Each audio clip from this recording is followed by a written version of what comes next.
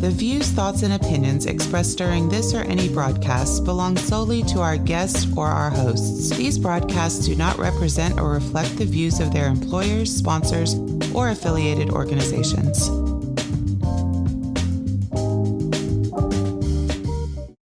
Welcome to the Flipboard EDU podcast with your host, William Jeffrey, where we collaborate, communicate, and educate with the greatest educators in the world on Flipboard.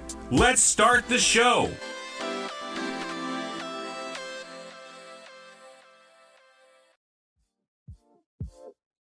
Welcome back, Flipboard fam. This is your favorite coach, Coach Jeffrey.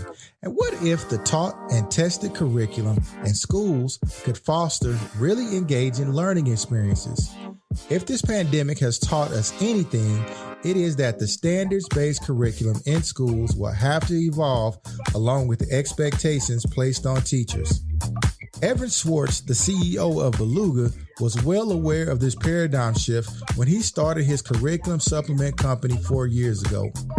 Think of Belouga as an on-demand video service that supports what students need today to build a better future for tomorrow. Videos curated by this platform allow topics taught in schools to be applied to real-world scenarios in various content areas.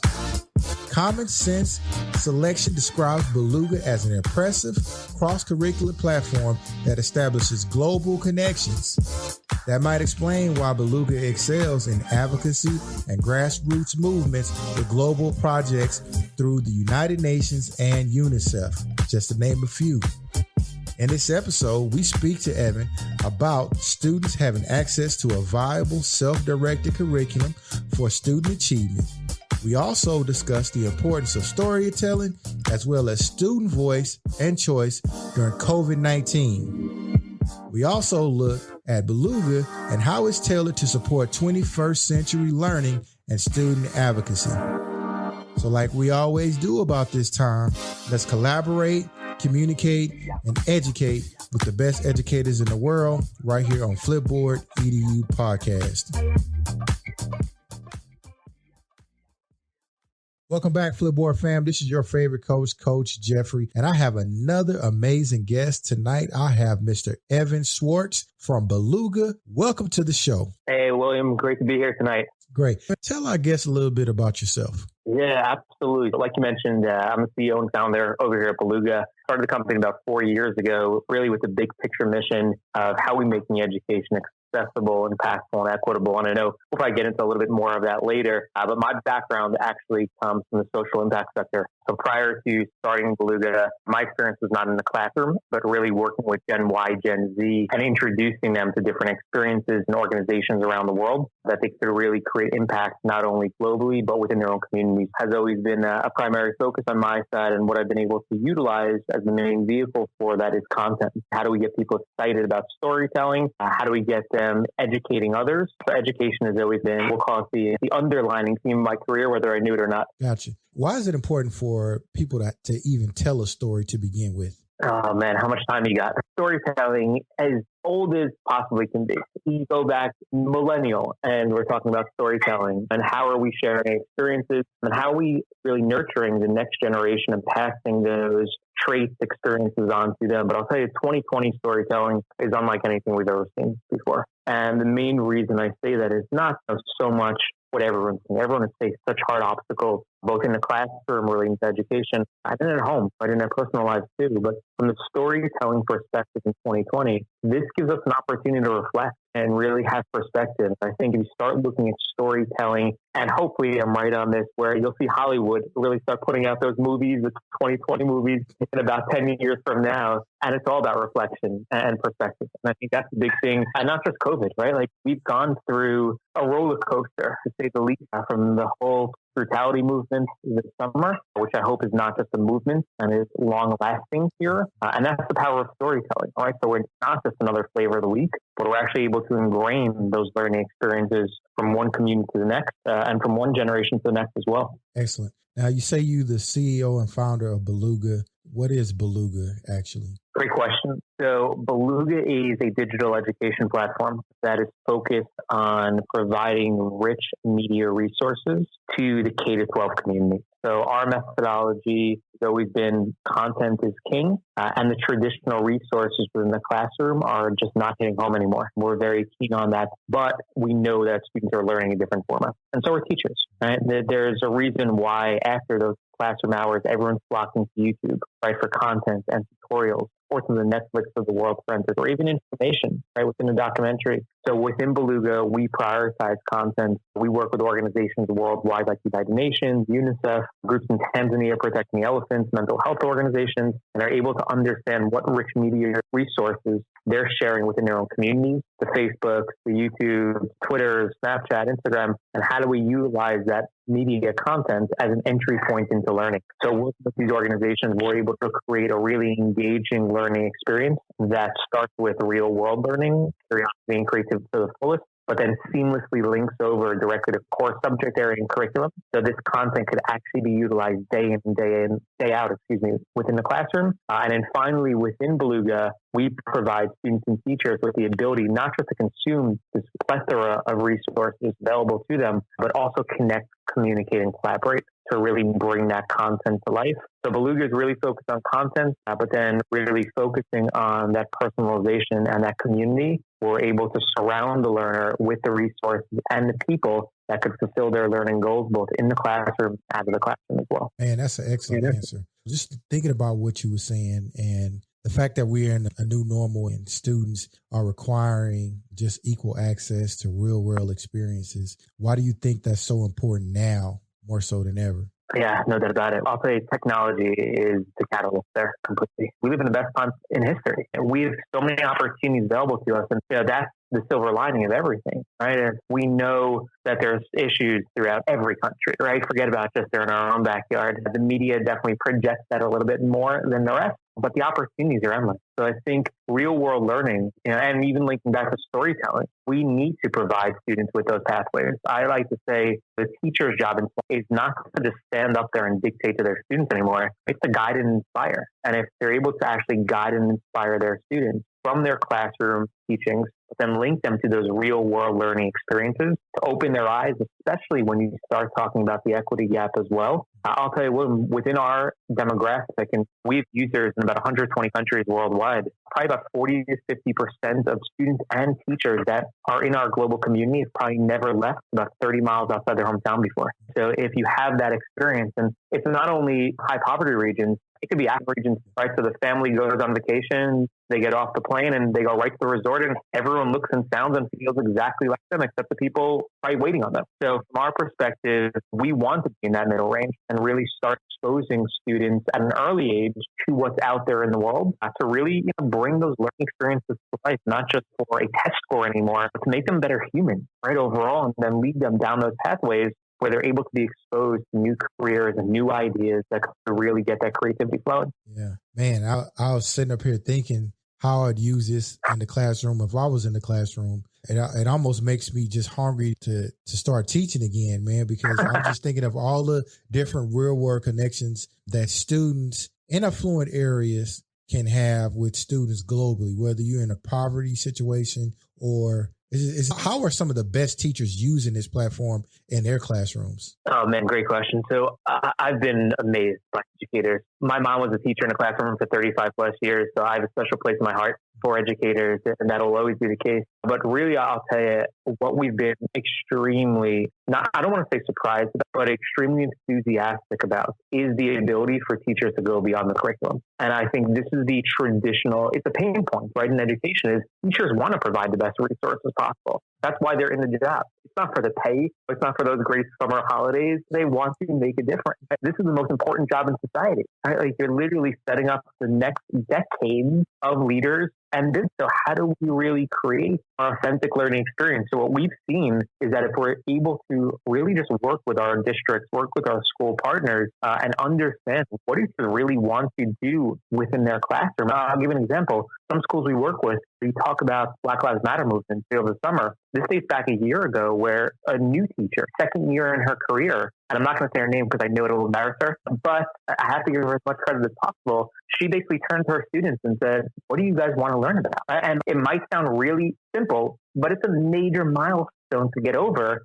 And what they did is explore the platform. They started getting in the weeds of it. And what the kids really want to learn about during specific units, keep in mind, was not necessarily the Rosa Parks books or the Malcolm X speeches. They want to learn how politics will impact their lives moving into the next year and the next generation. And what they started to do is speak with activists, with cultural leaders. They created entire curated, we call them playlists within Belouga, which is our version, very similar to like a music platform where you're able to pull and play content into your own personalized learning experience. They gave the power of voice and choice to their kids to say, how can we utilize this content in Belouga? Forget about curriculum for a second. Where is it going to take you next? So they really went on a self-discovery, not only within the technology, but interviewing people within the community. I'll give you another example, which is fantastic, and I'll give you the name of this group because they are very outspoken and they deserve all the credit. One group in New Jersey called New You. So New You is a mental health organization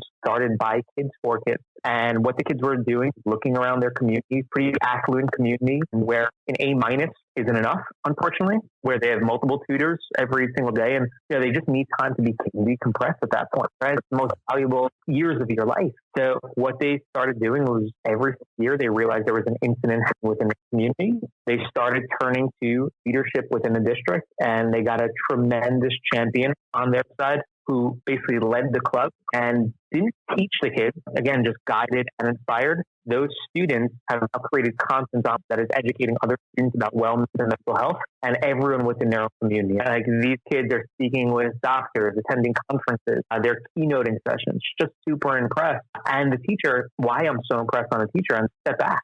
Right? Like the kids are ready to make moves and create action. They just need that, okay, go, and we believe in you. And I think that's really what we've seen the magic happen on the teacher side. And we have countless stories like that from all around the world. Man, that is amazing. Sometimes, especially when you're in a tested school district, that could be a little difficult. How do teachers go on the other flip side when they have that rigid content that they have to get through? Do you have any pointers on that? Yeah, no doubt about it. So that's the curriculum side completely, right? What we've done within our platform, and I will say this as blunt as possible, we dislike standards. That's a nice way to say it, just because anything is a standard. And I truly mean that. Like, we're having a conversation right now. We probably knocked out 15 standards within the last 5 minutes. And so from that perspective, what I believe school districts, and it's not the teacher's fault, it's not the superintendent's fault or the principal, it's the system as a whole, right? Like we're pigeonholing people in. So you have to check these boxes. So what we've been able to do within Belouga is simply utilize technology,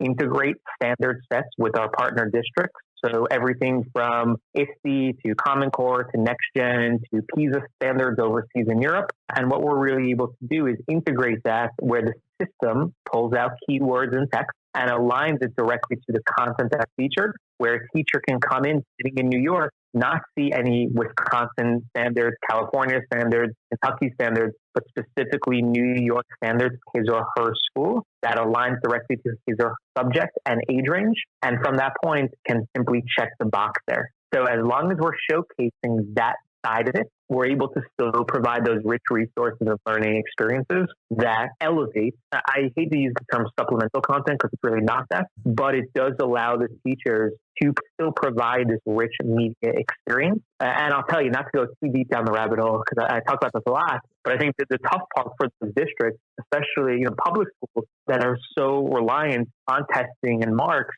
is that we're coming up to a fourth right now, right? And it's a harsh reality where you look at a traditional classroom and say within 45 minutes, what is this truly, not necessarily just hearing, but what are they retaining from that session? And then going back to just our love for media, I would argue in some cases that a student can sit on their couch and watch Netflix for an hour and retain more information. And it's not that Netflix is going to eliminate. Teachers are needed every single day of the week and then some, right? But the actual content delivery perspective and how you're linking it in, students are remembering it and then applying it, has completely shifted. And I think that's the power of storytelling. What COVID has done for everyone is it's exposed education. we realize now that everyone is a content creator, right? Because everyone and their mother has a webinar on Tuesday afternoon at 4 p.m. Central, but also everyone is a teacher, right? And I think that's the beauty of it is grandma became a teacher, right? The parents became a teacher, the minister, the sports coach, everyone can create lessons. And it's not necessarily on paper lesson,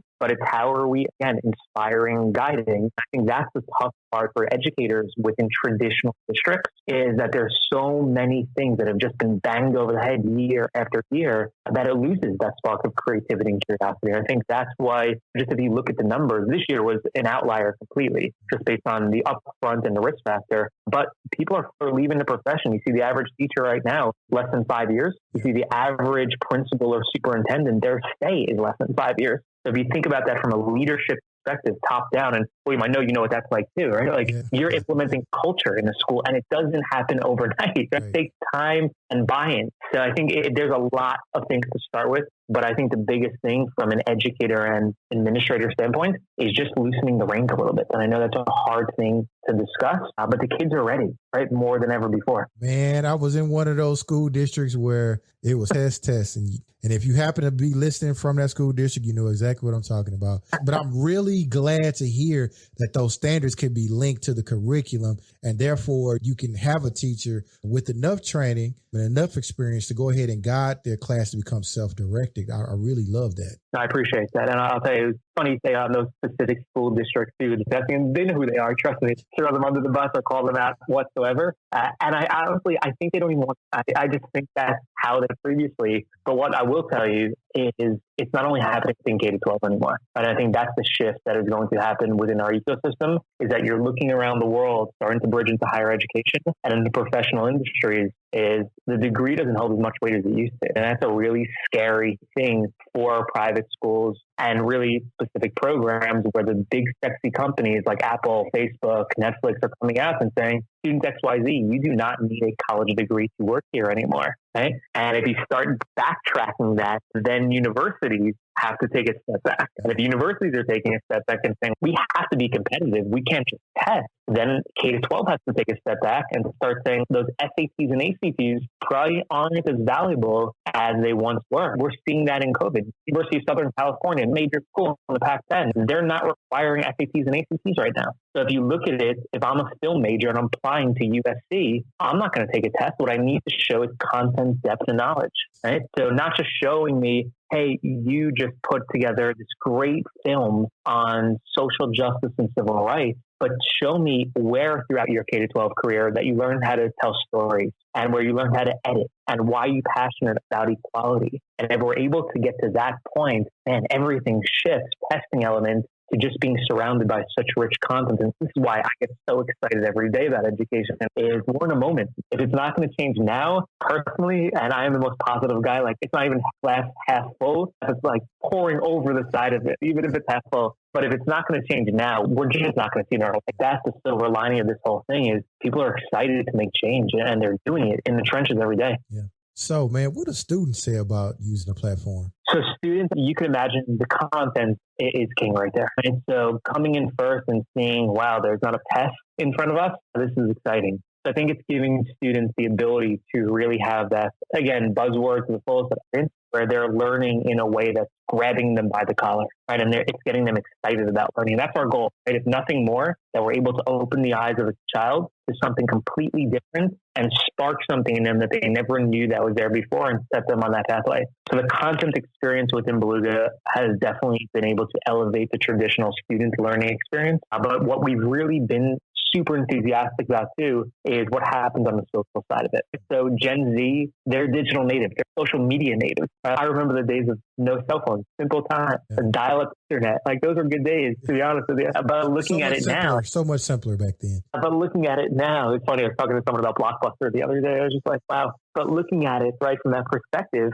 students not only know technology, social media, right? Like Facebook is all they know. Like, they don't know a world prior to Facebook. So if you're talking about learning the traditional experiences, why are we not collaborating? And why are we not connecting? Like, I just connected with someone playing Fortnite, and there's something to it. Like, playing video games and communicating with someone around the world. Kids have been doing this for decades already. Like, it's us as adults who need to catch up to them. So I think that social experience really brings it to life. And if we're able to open their eyes up to not only their own culture, religion, race, ideology, but others that are simply connecting in the exact same scope, we're doing our job. And that's something I've always been super curious about. It's like, when do people lose that spark where the world is just rainbows and unicorns and everyone looks the same and feels the same? And there's a certain point, I don't know what it is yet, maybe that'll be my next venture, and we surround ourselves with scientists and psychologists on that side of it. All of us as adults are jaded one way or another, whether we want to admit it or not. So how do we start surrounding kids at an early age so they're not living within these bubbles,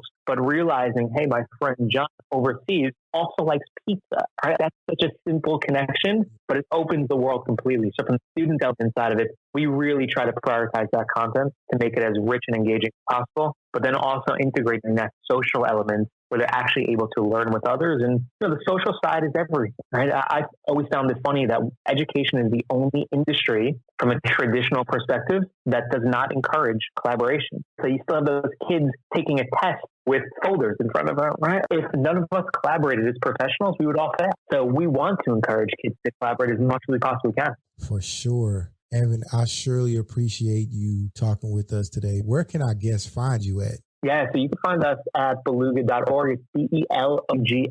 On Twitter, we're Belouga _. And on Twitter, I'm at Evin Schwartz. I would be more than happy to connect with any of your listeners. You're talking about the connection, and we just connected through Twitter as well. So it's amazing. And we just had a quick conversation. I was like, man, I got to get this dude on the show. So I really appreciate you for being available over our holiday break. For sure. And this is great. I appreciate the work you're doing and sharing these stories. Loop it back to the start of this session as well. Storytelling is everything, right? Appreciate what you're doing, and appreciate projecting the voice and the mission. Yes, sir. Thank you for being on the show. You have a great day. Welcome to Flip Tips. Today's Flip Tip is how to get started with Flipboard. Very simple. I want to thank Jeanette Spire and Terry Porter for coming up with our Flip Tips for today. The first thing you want to do is download the app for your Android or iOS device. Second thing you want to do is you want to create an account. Make sure you add a picture and complete your bio. Third thing you want to do is you want to follow topics. There are at least 34,000 topics that you can follow. Next thing you want to do is build your magazine. Navigate to the bottom of your profile icon and then select the collection options. Give your magazine a title and you've built your first magazine. I want to give a huge shout out for Terry Porter and Jeanette Spire on giving us today's Flip Tips. Flipboard is a great way to collect articles for classes, show off your school and school spirit, and share expertise with peers. Flipboard fam, thanks for sticking with me on this episode. I want to thank Evin Schwartz for talking with us about the amazing platform Belouga. I love the program, and I think you will too. You can read more about this episode and other educators on our educators blog on flipboard.com. Also want to give another huge shout out to Aileen Laylor and Crystal Vanderboom for the editorials on the Flip EDU Educators blog. Remember to subscribe to Flipboard EDU podcast on flipboard.com. And remember to share this podcast with an educator or colleague. Our podcast is available globally and everywhere you listen to podcasts. So until next time, family.